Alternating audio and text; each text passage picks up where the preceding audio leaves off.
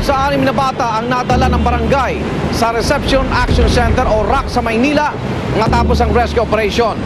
Ayon sa kanila, simula lamang ito ng pagbabantay sa kapakanan na rin ng mga batang maagang namulat sa iligal na mga gawain.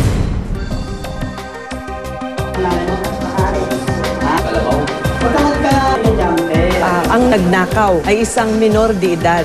Meron bang pananagutan yung minor de edad? Depende yan. Kung siya ay 15 years old and below, hindi siya pwedeng kasuhan. Pero hindi ibig sabihin nito, pababayaan na lang natin siya.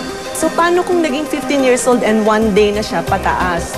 Meron na siyang pananagutan kung ma-prove natin na meron siyang discernment. Kakasuhan yung bata, dalawa yung pwedeng mangyari sa kanya.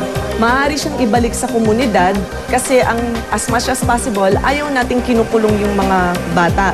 Dahil pag kinukulong sila, ang nangyayari sa kanila, nakocontaminate sila ng mga hardened criminals. Paglabas nila, mas madami na silang alam. So ang gagawin natin, ilalagay natin sila ngayon sa isang environment na hindi na nila uulitin yon. Maaaring ito ay sa komunidad, kung pwede, o kung hindi naman, ilalagay sila sa institusyon. Pag natapos yung kaso at talagang na-prove na meron silang kasalanan, isususpend yung sentence nila, ilalagay sila sa DSWD. Namang mga batang street children na pinapatrabaho sa gabi, actually ang tawag dun is exploitative child labor actually yon. Hindi sila dapat nasa kalye, hindi sila namumulot ng mga basura. Para sa mga magulang, sikapin natin na wag nating ilagay doon yung mga bata sa ganung sitwasyon. Kasi sa totoo lang, meron din silang liability. Ito naman yung tinatawag nating RA 7610, yung Special Protection on Children na naamyendahan ng tinatawag nating Child Labor Law, yung RA 9231. No, may mga nahuli kami, mga minor de edad, dadalhin namin sa RAC o sa DSWD. Lumalakas ang loob ng mga minor de edad na mag-jumper dito sa highway.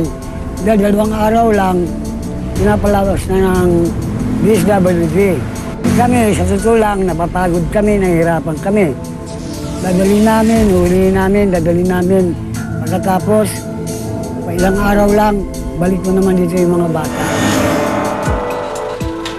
Sa ngayon, nagkakandak tayo ng mga thrice a week o 3 beses sa loob ng 1 linggo na rescue operation, doon sa mga tinatawag nating jumper boys. At ito tinitipon natin, dinadala natin dito sa Reception Action Center. Itong Reception Action Center o itong tinatawag naming RAC, ito yung temporary shelter kung saan itong mga batang to, pansamantala, dito muna sila tumitigil o tumitira habang ginagawa natin ng assessment at ipinatatawag din natin yung mga magulang. At marami rin tayong mga request na nanggagaling sa ibang barangay na humihingi ng rescue operation. Alam mo, ito hindi dapat turuan. Ito dapat tulungan sa pagitan ng barangay at ang pamahalang lungsod ng Maynila.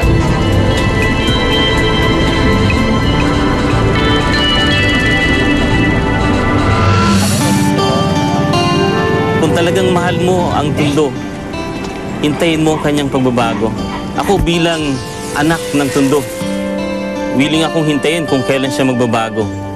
At kung mayroong magsasabi na wala ng pag-asa ang Tondo, sigurado ko sa'yo, hindi siya taga-Tondo.